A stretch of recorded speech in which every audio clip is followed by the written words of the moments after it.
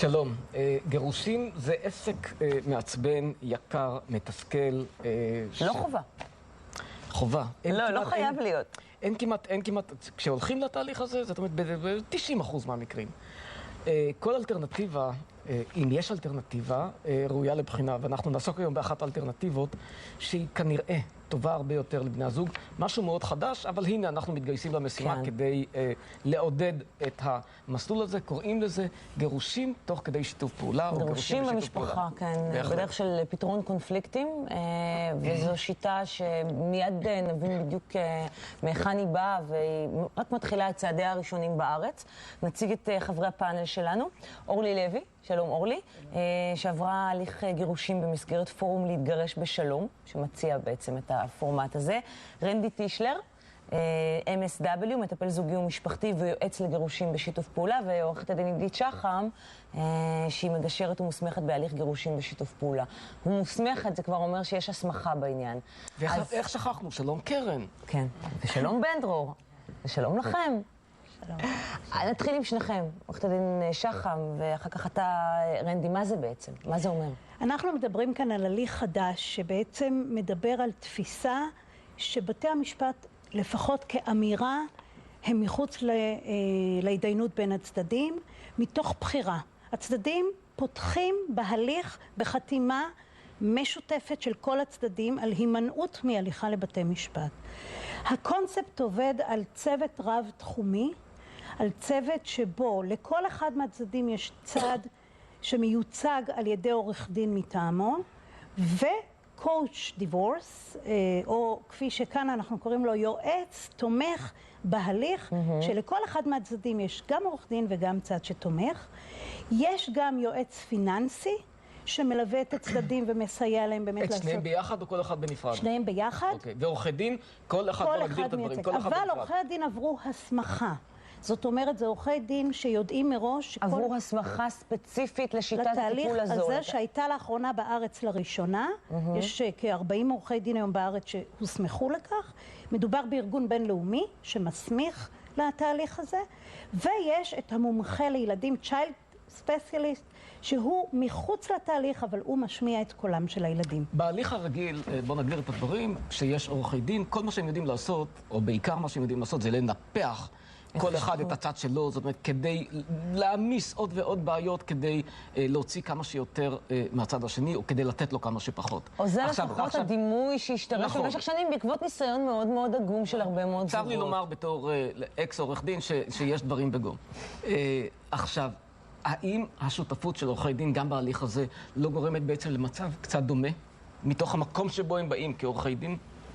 לכן הם עוברים את ההסמכה. הרעיון הוא קודם כל לחשוב, אני קוראת לזה גישורית, לחשוב ממקום של שיתופי פעולה, לחשוב ממקום של בואו נפתור את הבעיה ממקום מאוד שוויוני, ממקום מאוד צודק, ולא ממקום פוגעני. גם איכשהו נראה לי שאם עורך דין הולך ועובר קורס הסמכה כזה, הוא בא מחשבתית ממקום אחר לגמרי. רנדי, זה המקור של השיטה הזאת, מאיפה הוא? איפה זה נולד? זה נולד בארצות הברית. כמובן. כן, דווקא מעורכי דין בדיני משפחה, שהם מאוד התאכזבו. מה, מעצמם אפילו? כן, ומההתנהלות? כן, נגלו ממה שהם חייבים לעשות יום-יום, והכירו בכך ששיטת הגירושין, המודל המשפטי לפתרון סכסוך משפחתי, הוא לא נכון. הוא מתאים למשפטים פליליים או לעניינים עסקיים, אבל כשמדובר במשפחה, בעצם צריכים להכניס את בני אנשי המקצוע הנכונים. יש תהליך גישור. בוא תסביר לנו אולי מה ההבדל בעצם בין זה לבין הליכים אחרים, כמו גישור, פישור, שכבר מתקיימים בתחום הזה של גירושים. התהליך הוא שונה. התפיסה היא דומה, התהליך הוא שונה.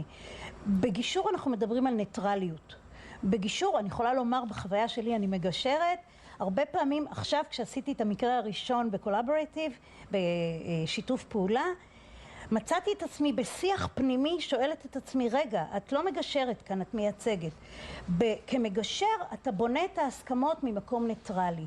פה... כלומר, כמגשר את נמצאת באמצע בין שני בני הזוג ומנסה לקרב אותם אחד אל השני. נכון. בתהליך הזה של שיתוף הפעולה, את מייצגת את האינטרסים של האישה. נכון. יש את מי שמייצג נניח את האינטרסים של הגבר, אבל המטרה היא לעשות את זה בצורה כמה שיותר, איך נאמר את זה, איכותית. איכותית, הרמונית, לא פוגענית, לא סחטנית. נכון. אפשר להגיד אפילו שהליטיגציה מכוונת לניצחון, במצב שאם צד אחד מפסיד, אז כל המשפחה מפסידה בעצם, כי כולם תלויים אחד בשני.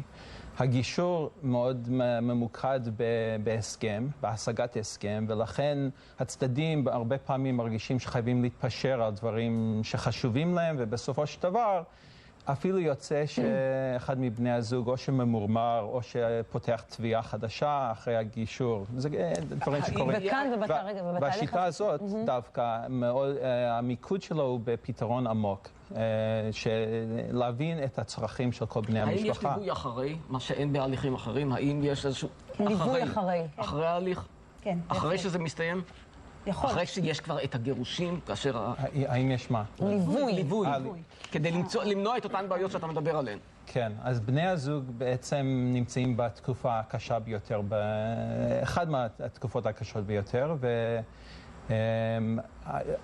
מעורבות של אנשי בריאות הנפש בתהליך מאפשר להם גם לעבור את התהליך בעצמם, לאבד את מה שקורה, גם לפתח דפוסי תקשורת עם בן הזוג לשעבר, אפילו אם זה רק עבור השותפות בהורות. בואי תספרי לנו, אורלי, איך זה היה, אנחנו מדברים פה ברמה האקדמית, המעשית, איך זה קרה, איך זה קורה בפרקטיקה, איך הייתה החוויה שלך? אני הגעתי לזה דרך חברה שהיא עורכת דין שחברה בפורום. מן הסתם היא לא יכלה לטפל בנו כי זה לא אתי. לא אתי, כן. אני הרגשתי בהליך תמיכה, וגם... רגע, אני אקדים עוד שאלה לפני כן, ואת יודעת, תחשפי כמה שאת מוכנה. הפרידה, כן, מלכתחילה הייתה קשה, כואבת, פוגענית, או... לא. יודעת, יש יחסית פרידות ידידותיות. מאוד ידידותית, כי ברגע שהחלטנו, אמרנו, אוקיי, מה עושים עם זה? ואז התחלנו לחפש את הדרך הנכונה לנו. ואנחנו לא היינו במקום של לריב ולהתעמת, לא על רכוש ולא על הילדות. נראה לי שמראש אתם הייתם במקום שהוא מיטבי בשביל ההליך הזה. נכון. אנחנו נחזור אלייך, אבל אני חייב פה לעצור, כי זה מאוד מעניין. רגע, האם זה מתאים בעצם רק לאותם זוגות שאצלם הבעיה לא כל כך גדולה, והנה יש ביניהם כבר הסכמה, או שזה מתאים לכולם? לתפיסתי זה מתאים לכולם, ולהפך. זהו. לא פעם מי שירוויח מזה זה דווקא הזוגות עם השנאה הגדולה ביותר. לא פעם ההסלמה נוצרת תוך כדי התהליך. אתה מסכים, רנדי, אני מבין. כן, הגישור באמת מתאים מאוד כששני בני הזוג רוצים לסיים את זה בטוב, וכשאין פערי כוח ואין פערי ביטוי. וכשיש פערים כאלה, מה קורה? וכשיש פערים כאלה, אז דווקא הצוות הנוסף מאוד תורם, מאוד מאפשר, הוא מאזן. בסדר. אורלי, תמשיך עם הסיפור שלך, כי הוא דבר נוסף שלא צוין פה מבחינת עורכי הדין, לטעמי, זה עוזר לך לראות גם את הצד השני. לא רק אתה פה בהליך, אנחנו בשיתוף כאן, ואתה גם מודע לצרכים של בן הזוג שלך שעומד להיות לשעבר. כן, כי ההליך המשפטי, צריך להסביר, הוא אדברסרי, ומה שאת אומרת פה בעצם, כלומר, אדברסרי זה לצורך העניין וכחני, ניגודי. מתנצח, אבל כן. נכון. מתנצח, יפה. זה שינוי קונספט לחלוטין. שינוי, זה סוויץ' לעורכי הדין. זה להחליף דיסקט מבחינת ההסתכלות על... וזה באמת עזר לך להסתכל על הצד השני, כלומר, על בן הזוג? מאוד, כי ברגע שאתה מתחיל הליך מסוים, כמה שאתה מוכן אליו, אתה רוצה להשיג את שלך. ואתה לא כל כך מודע לצורך של בן זוגך. וזה נותן לך כן מקום לחשוב. כמה אני רוצה, כמה...